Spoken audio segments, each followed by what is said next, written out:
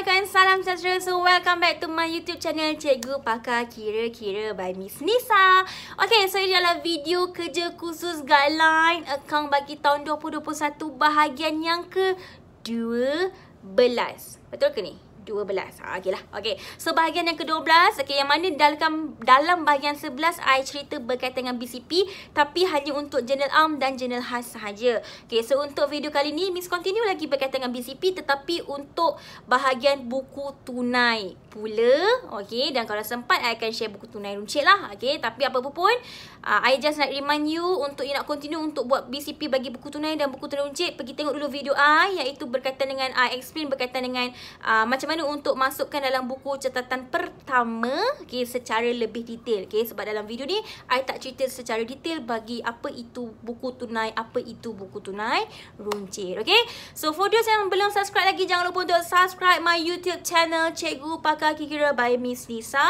Like, comment and share. Okay, so if you are ready, so let's go untuk bahagian yang ke-12, buku tunai dan buku tunai runcit. So let's go.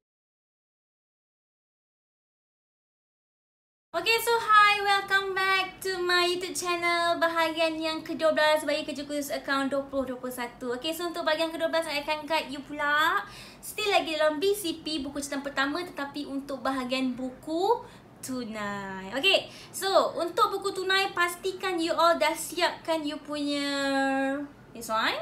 Okay, format bagi buku tunai yang mana akan ada dua belah lah, iaitu kita ada belah debit dan juga belah kredit. So dekat belah debit you akan ada tarikh butir diskaun tunai bank, and make sure dekat bahagian diskaun tunai bank tu tolong letak dekat bawah tu RM. Ini I tertinggal. So nanti you masukkan lah RM dekat bawah ni sebab dia adalah ringgit Malaysia lah yang you akan recordkan nanti.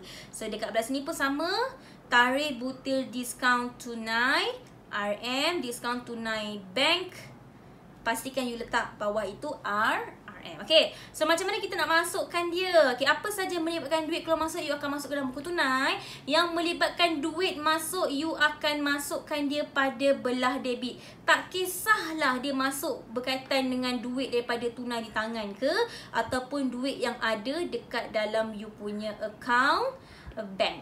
Okay, so the first one, okay, let's go. Kita tengok lampiran B kita. Okay, make sure dah ada dulu format. Siapa tak ada, pause dulu video I, settle dulu buat yang ni, baru continue tengok. Boleh? Okay, so I akan teruskan. Sebab tak boleh pause, you boleh pause. Okay, so kita pergi dulu untuk bahagian lampiran B muka surat 6. Okay, yang ini walaupun you dah record, Miss, bukankah kita dah record dan General Am? Betul lah tu. Yes, you dah record, tetapi sebab dia ada melibatkan duit masuk, maka you kena juga recordkan dia di dalam buku tu tunai. So you akan recordkan dia sebagai apa? Ini bukannya baki bibi Kalau baki bibi, kalau dia adalah perniagaan yang before ni memang dah dijalankan, tapi ini adalah perniagaan yang you baru start, you baru memulakan, dan dia adalah sebagai modal kepada perniagaan you. Maka you akan masuklah nilai ni sebagai modal dia punya butir.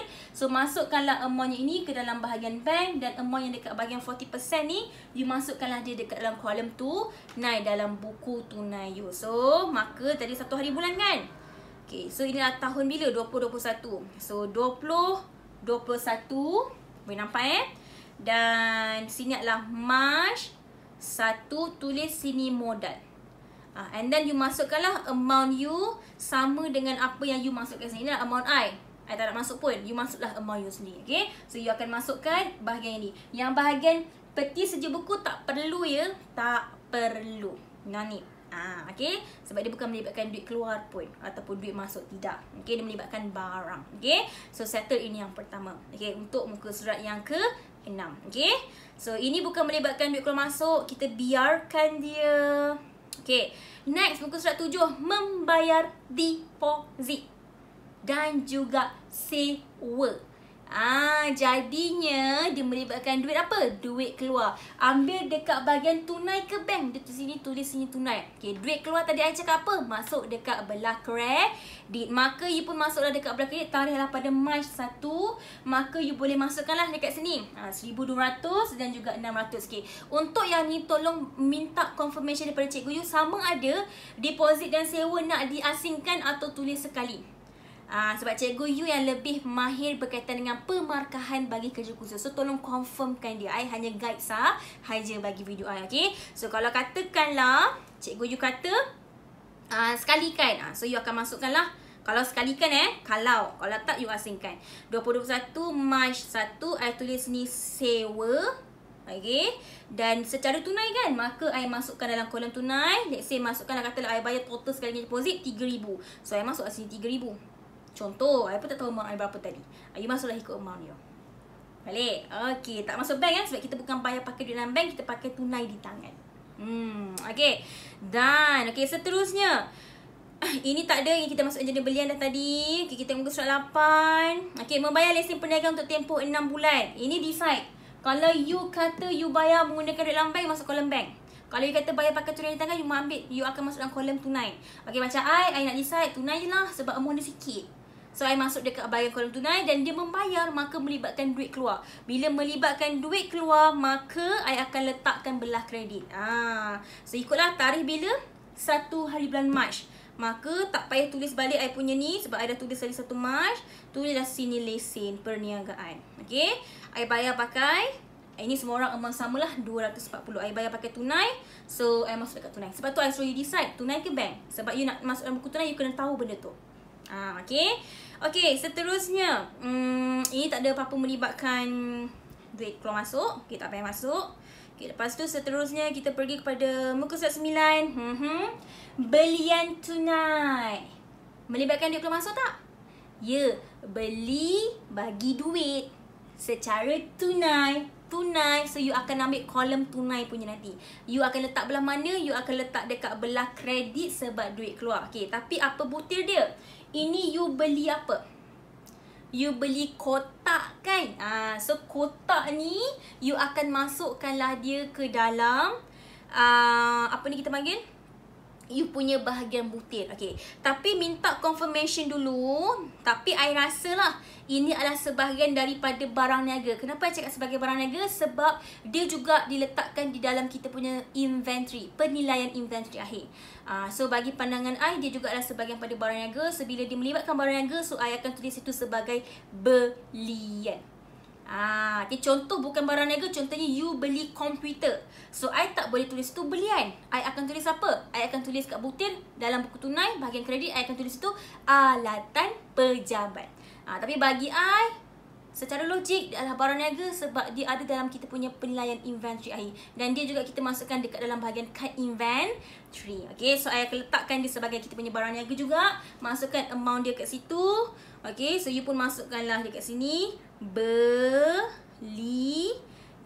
and the amount is 2 hari bulan. So you masukkanlah amount you. Okay, dan macam ni belian tunai. So means that pakai duit dekat tangan, maka you ambil lah amount dia yang kat bawah tu. You masuklah kolom dekat bahagian kolom tunai. Kenapa letak belah kredit? Sebab melibatkan duit keluar. Okay, seterusnya kita pergi kepada muka surat yang ke-9 juga dekat bawah ni. Sama juga belian tunai, beli barang niaga. So you akan buat benda yang sama. Masukkan juga dekat sini 2 hari bulan. Tadi 2 Tadi 2, patut tulis 2 lah ni. Sini tulis sini 2. So dekat bawah ni pun sama, ada juga belian. And masuklah dekat situ amount yang bawah ini. You pun masukkanlah amount dia. Dan adalah secara tunai, so you masuklah amount dekat sini. I tak nak tulis. You tulis bagi amount you, okay? Settle. Alright. So seterusnya kita tengok lagi page seterusnya, muka surat 10, resit rasmi asal. Maksudnya apa kat sini? Asal maksudnya beli. Bila beli melibatkan duit masuk ke duit keluar? Duit keluar. So resit ni adalah resit berkaitan dengan duit keluar. Kan? You pun dah boleh baca kot dekat sini. Dia kata apa kat sini? Membayar tempahan logo perniagaan berpelekat. So, dia kata apa sih? Tunai. Maka, duit keluar, you akan letakkan dia belah kredit tarikh 3 Mac. Okay, 3 Mac. Okay. Ingat segala butir ni I just guide. Tapi untuk mendapatkan confirmation yang betul, tolong tanya dengan cikgu you nak letak apa. Kalau macam I tulis je lah dekat sini. Dekat sini apa ni? Logo perniagaan berpelekat. Tulislah dekat sini sebagai logo.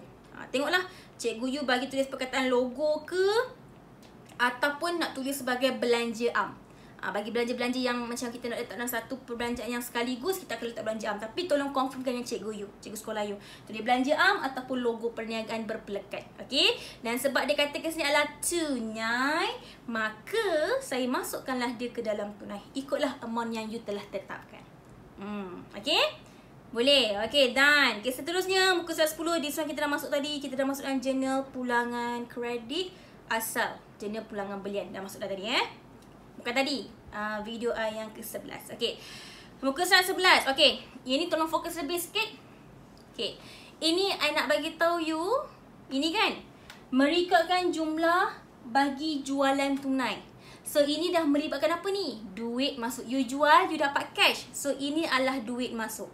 So apa cara yang you akan masukkan? You akan tulis dekat sini tarikh 7 hari bulan. Dia adalah jual kan? Maka you tulis sini sebagai jualan. Dan dia kata jualan tunai, maka you akan masukkan jualan tunai you. Contoh sini I punya 2826, I masuk dekat tunai 2826. So masukkan je lah. Macam tu je. Okay. Alright, settle. Okay, seterusnya nombor 8 tak ada kena duit masuk keluar, biarkan. Belian tunai masukkan sama macam tadi. Ini pun sama, belian tunai. So you akan masuk dekat buku tunai, bahagian kredit, dan masukkan dia dalam kolom tunai. Nak tulis apa ni, barang niaga kan? So you tulis dekat butil tu belian. Okay. And masukkanlah jumlah you. That's it, cukup. Okay. I tak payah tulis lah I terangkan saja. Okay, 12. Jadi belian dah settle dah dalam bahagian yang sebelah. This one done. Okay. Muka surat 13. Ada berkaitan dengan mendepositkan tunai. Okay, yang ini hati-hati. Ini adalah berkaitan dengan urus niaga kontra. Kenapa I cakap kontra? Sebab apa yang ada duit dekat tangan you telah dikeluarkan dan dimasukkan ke dalam akaun bank. So itu dah melibatkan satu kontra. Kontra ni ada dua jenis situasi. Yang pertama, duit dekat tangan masuk dalam bank. Itu yang pertama. Situasi kontra yang kedua adalah duit yang dalam bank kita tunaikan, jadikan dia sebagai tunai di tangan. Tapi for this case dia adalah tunai dekat tangan, kita pergi back in dalam kita punya account bank. So dia adalah sebahagian pada kontra. Okay, so macam mana cara you nak buat? Okay, sekejap Let's say I tulis ni 1,500. Okay, first thing, you fikir dulu. Tunai di tangan dikeluarkan. Bermaksud apa yang berkurang? Dekat tangan ataupun dalam bank? Jawab. Walaupun I tak dengar. Jawab. Jangan cakap apa? Tunai di tangan. Betul tak? Duit dekat tangan berkurang. Bila berkurang, nak letak dekat belah debit ke ataupun nak letak dekat belah kredit? Jawab. Kredit. So you akan letak dekat belah kredit. So I akan masukkan dekat belah kredit sebab duit dekat tangan berkurang. I masukkan dekat bahagian tunai sebanyak 1,500. Sebab duit dekat tangan I berkurang. Okay. And then sebabkan I masukkan duit dekat tangan tu ke dalam account bank, maka duit dalam account bank I bertambah. So bila bertambah dalam buku tunai, dekat debit ke kredit? Duit masuk debit. So sebabkan duit dalam bank bertambah, I letak sini sebanyak 1,500. Faham? Itu cara untuk you masukkan kontra. Simple je. Jadinya macam mana cara you nak masukkan ni? Jangan tulis sini tunai. Sebabkan you dah masuk dalam kolom tunai, you tulis sini bank. Kenapa? Kita nak bagi tahu apa? Nak bagi tahu, oh duit dekat tunai di tangan dah keluar dah. Kenapa keluar tunai di tangan 1,500 ni? Sebab I dah masuk dalam bank. Faham? Sama juga dengan macam ni. Kenapa duit dalam bank ni bertambah 1,500? Oh, sebab datangnya daripada tunai di tangan. Maka I tulis dalam sini perkataan tunai. Okay, kalau nak tulis key pun boleh kat tepi ni, menandakan dia adalah sebahagian daripada kontra. So, lepas ni you nampak je urus niaga yang macam ni. Macam ni Macam ni. Lepas tu dekat muka surat mana lagi? Muka surat 20. Ini pun sama, mendepositkan tunai ke dalam akaun bank. Ini pun you buat kontra juga. Catik. So ini pun you masukkan dia ke dalam kontra. Sebab tu kena setkan rampi-rampi kalau tak tahu. Okay. Lepas tu muka surat 23. Ini pun adalah sebahagian daripada kontra. So tolong masukkan. Alright. Ada lagi tak? Muka surat 27. Ini pun sama. 27 yang ini, duit daripada tangan masuk ke dalam bank. Ini pun you akan masukkan dia sebagai kontra. So masuk dalam buku tunai. Sama je. Dia punya step macam I ajar tadi. Yang lain cuba try untuk buat sendiri. Sama je. Okay. Alright. That's it. Okay. And then seterusnya, mana ya? I memang macam ni Kalau macam pelik, kenapa lah cikgu ni tak betul ke? I memang macam ni. I bukan jenis cikgu yang terlalu serius. Tak. Kalau siapa yang masuk kelas I, dia tahu I macam mana. Yes, okay. I tak suka student I pressure. I tak suka. Okay. So, muka surat 14 is done. Okay, let's go. Muka surat 14, 11 hari bulan. Membayar. Duit masuk, duit keluar. Maka dekat buku tunai nak letak belah mana? Kredit. So, nak tulis apa dekat situ? You beli apa ni?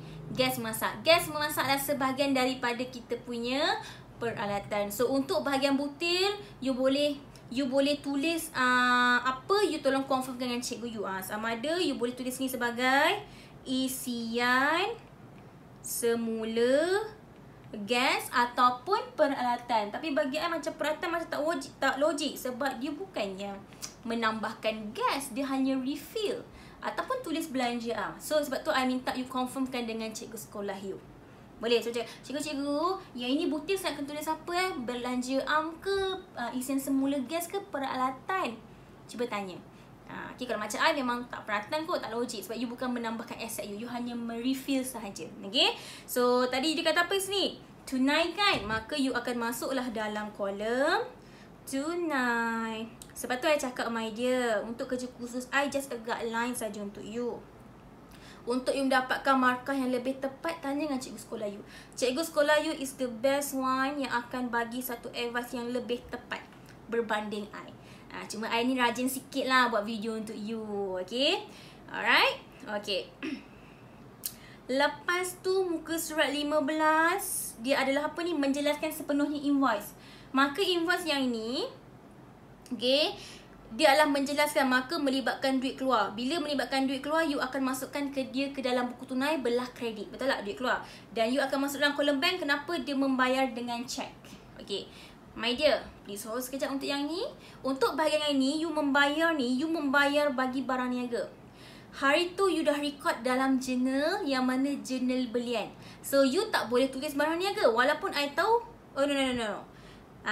You kena tulis sebab hari tu dekat dalam jurnal ini bukan barang niaga. Ni you beli peralatan hari tu kan. Okay. Sebabkan you beli peralatan dan you record nama orang tu, maka bila dekat bahagian buku tunai, you mesti tulis baik nama orang tu. Kenapa? Why? Okay, logik dia adalah kalau you tak tulis nama orang ni, iaitu ABB you ni, okay, yang lain-lain akan belum bayar ni, dia akan jadi macam bila masa dia ni bayar? Bila masa kita bayar kat dia? Kita tak tahu. Sebab tu kenapa dalam buku tunai kita perlu tulis nama dia supaya kita tahu, hutang kita yang hari tu dengan orang yang kita beli peralatan kedai tu kita dah settle dah. Sebab tu jangan tulis ni peralatan kedai. Jangan. You kena tulis ni nama orang itu. Kecuali lah kalau you beli tu secara tunai, tak ada masalah. You boleh tulis kat situ peralatan kedai. Okay. So maka I tulis sini nama ABB. Macam tadi I punya nama ABB I lah IDC. So sini I akan tulis ni sebagai IDC dan I bayar pakai cek. Maka I akan masuklah dia dalam kolom a bank. Okay. Tulis nama tau, bukan tulis peralatan Okay. Okay, tapi sebab dia kata menjelaskan sepenuhnya, okay, bergantung. Okay, tanya dengan cikgu you juga lagi sekali, adakah perlu mewujudkan diskaun? Contoh hari tu dekat invoice I beli dengan orang ni sebanyak 960. Tapi I dekat sini I cuma bayar 900. How come 900 sedangkan I beli dengan dia secara hutang 960? Bermaksud I ada diskaun sebanyak RM60. Tapi tengok juga, okay, kalau cikgu you kata kena wujudkan diskaun diterima. Maksudnya kita terima diskaun daripada orang yang jual peralatan kita. Kalau cikgu suruh you wujudkan, sebab dalam maklumat tambahan ada perasan kan, you kena buat satu hasil ke dua hasil, I tak ingat. Okay, cuba tengok je. Cuba tengok dekat maklumat tambahan you. Mana okay, tengok dekat awal-awal tu, dia ada buat pelarasan kan. I rasa dia minta you buat satu pelarasan berkaitan dengan hasil. So, mungkin diskaun diterima ni boleh jadikan sebagai salah satu daripada you punya hasil. Ada ke? Hasil belum terima, hutang ragu, kesilapan, ketinggalan. Tak ada. Tak ada. Tak payahlah wujud kan? Dia minta you cuma buat belanja prabayar, hasil belum terima. Belanja belum bayar. Diskaun hasil tak ada pun. Tak ada. So, tak payah wujudkan lah. So, abaikan saja. So, just record. Kalau invoice 960, you record 960. Okay? So, bayar pakai apa? Cek. Maka dekat buku tunai, you masukkanlah dia ke dalam bahagian kolom bank. Okay? Jauhnya dia lari. Okay, sini. Okay? Ini berkaitan dengan peralatan. Jangan tulis peralatan sayang. Please. tulis nama yang orang yang you hutang tu, kedai yang you hutang tu Okay, done. Okay, seterusnya kita pergi lagi, kita anjak lagi, membayar tempahan. Duit apa ni? Membayar. Maka masuk dekat buku tunai, masuklah belah kredit. Dekat sini dia tak bagi tahu kita tau, nak bayar pakai cek atau tunai. So you sendiri decide. Kalau you kata you bayar pakai tunai, masuk dekat kolom tunai. Kalau you bayar pakai cek, masuk dekat kolom bank. Okay, untuk butir kat sini kata kain rentang untuk promosi kedai. Mungkin you boleh tulis ni sebagai promosi. I rasa yang kad berpelekat tadi pun mungkin boleh letak promosi. Yelah kan, sebab bila orang tengok burger ni, wow, sedapnya. Nanti next time kalau lupa kita boleh nampak stiker tu. Mungkin. Sebab tu I minta you tanya cikgu sekolah you. Okay, yang ni mungkin you boleh tulis butir promosi sebab tujuan dia adalah untuk promosi. Memang kita ada pun nama belanja promosi, ada. Okay, okay, settle. Okay. Okay, lepas tu seterusnya muka surat 16. Yang ini mereka jualan tunai, duit masuk jualan tunai. So dia adalah duit masuk dekat buku tunai, masukkan dia belah debit dan tulis itu sebagai jualan. Masukkan amount dia. Okay. Okay, 14 tiada. Yang ini resit rasmi menerima cek. Menerima cek ni maksudnya apa? Melibatkan duit masuk kan? Yes, maka you kena masuk dalam buku tunai, masukkan dia belah debit. Okay, tengok sini. Kita terima cek ni daripada siapa? Koperasi. Koperasi is a part of our ABT. Dan bila dia melibatkan ABT, kita dah record lah dia ke dalam jurnal jualan kita. Maka you tak boleh tulis sini mengeluarkan wang, menerima cek ni untuk apa? Jualan. Tak boleh. Maka you kena tulis nama koperasi ni sebagai kita punya butir. Maka bila dekat sini, berapa hari bulan ni? 14. So you masuklah dekat 14 hari bulan. Tulis di sini koperasi you. Okay.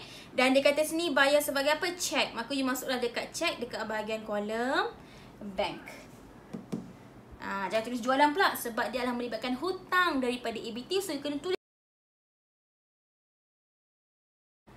Okay, hi. Alright. Okay, so ini adalah record I yang ketiga. Yang tadi I dah record the first. I record just separuh. So I stop sampai sini. Okay, perasan tadi kan macam just stop macam tu. Okay, so yang first tadi stop sebab apa? Storage I penuh. Okay, so I dah delete lah storage. Banyak sangat video dalam my handphone. Lepas tu I record pula kali kedua. Okay lah, rasa macam okay, done. So betul I check balik phone, tak record. Kenapa? Bateri tak ada. Ini adalah video yang mana I record buat kali ketiga. So apa yang I bebel tadi cuma sia-sia lah sahaja.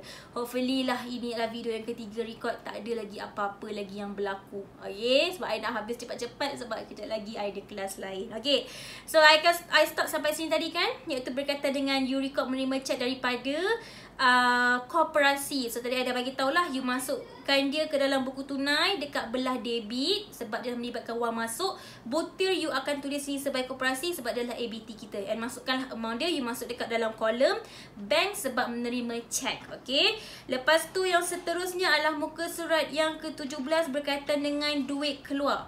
So bila melibatkan duit keluar, macam mana tahu duit keluar? Sebab dia kata membayar upah. So maka you akan masukkan dalam buku tunai dekat belah kredit. Dan butir akan tulis apa? Upah pembantu kios. Tengoklah, you tanya dengan cikgu sekolah you apa butir yang lebih tepat. You masuk dalam kolom tunai sebab dia melibatkan tunai. Dan masuklah amount yang mana you telah tetapkan dia. Okay, seterusnya muka surat 18. Kita dah record dalam jurnal belian. Muka surat 19. Yang ini sama lebih kurang macam tadi. Belian you beli, duit keluar, maka masuk ke buku tunai belah kredit. Butir tulis belian dan masukkan amount dia, tulis kat bahagian kolom tunai. And seterusnya inilah masuk dalam jurnal belian. Muka surat 20. Ini kontrak. I dah explain tadi, cuma masukkan balik. Okay, kena masuk dekat dua belah tempat, debit kredit. This one kita dah masukkan dekat dalam bahagian jurnal jualan. Muka surat 21 sama macam tadi. Belian tunai masuk dekat bahagian buku tunai belah kredit sebab dia dah duit keluar. Dan butir belian dan masukkan amount yang sama, lebih kurang sama. Okay, dan seterusnya 19 hari bulan. Menjelaskan sebagai invoice. Menjelaskan means dia adalah berkaitan dengan duit keluar. Maka you akan masukkan dekat buku tunai dekat belah kredit. Dan you akan masukkan nama ABBU. Sebab tadi you dah record dekat dalam jurnal belian. So now dekat buku tunai you kena record lagi sekali nama dia. Okay, kat sini tak cakap tunai atau bank. Kalau you decide untuk bayar secara tunai, you letak dekat kolom tunai. Kalau you decide bayar secara cek, maka you akan letaklah dalam kolom bank. Okay, seterusnya muka surat 22, menerima pinjaman. Pinjaman adalah berkaitan dengan wang masuk. Hari tu I dapat banyak sangat dia. Miss, pinjaman ni tunai di tangan ke tunai di bank? I tanya balik. I tak solve I tak betul sebagai jawapan. I cakap apa dekat dia? cakap apa dekat student I? Dekat student tanya, cakap, okay, kalau you dapat pinjaman dalam bentuk ringgit ratus-ratus ke ribu-ribu? Selalunya ribu-ribu. Kalau ribu-ribu, you rasa bayar pakai tunai di tangan ke atau masuk dalam akaun bank kita? Logik, akan masuk dalam akaun bank. Maka dia melibatkan bahagian kolom bank nanti. Dan pinjaman you dapat duit, maka you akan masuk dekat bahagian buku tunai, dekat belah debit, tulis you sebagai pinjaman bank, masuk kolom bank. Okay, dan masuk dalam amount yang telah tetapkan. 21 hari bulan merekodkan jualan secara tunai. So dia adalah jualan tunai, masukkan dekat belah debit sebab duit masuk. Belah debit dalam buku tunai tulis tu sebagai jualan. Okay. Dan seterusnya menerima sebahagian bayaran daripada kelab futsal.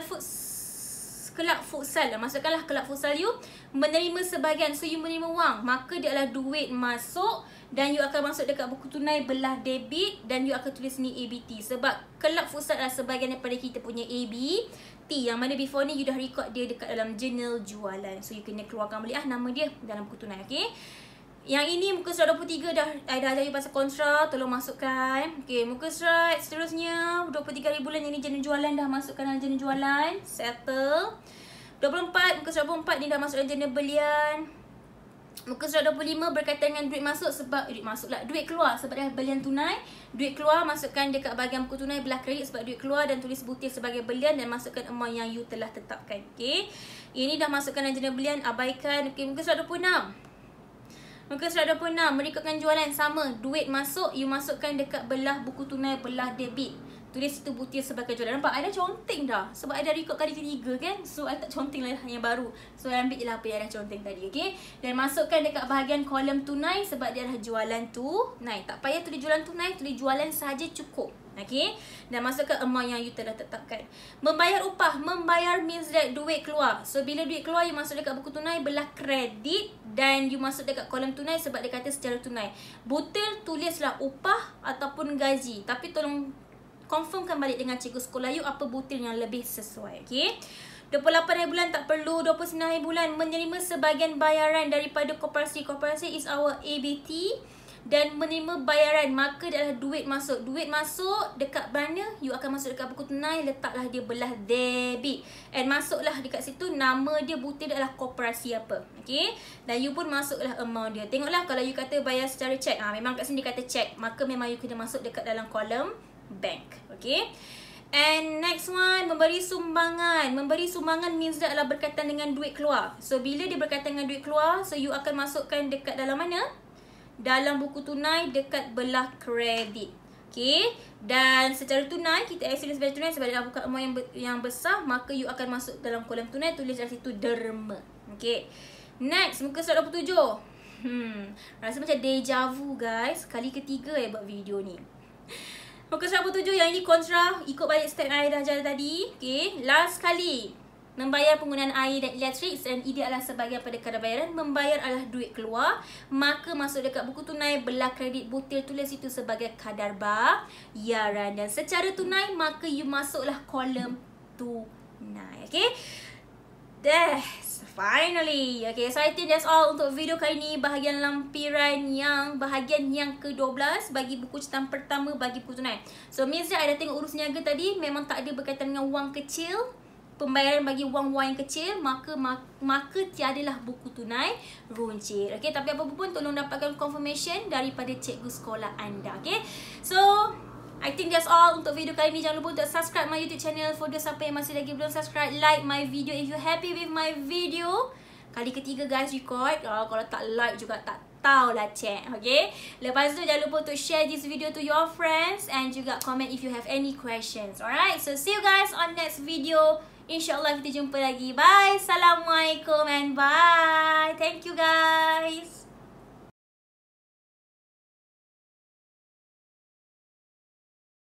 Thank you for watching. Jangan lupa untuk subscribe Miss punya YouTube channel. And then like, share and comment. Okay? Bye.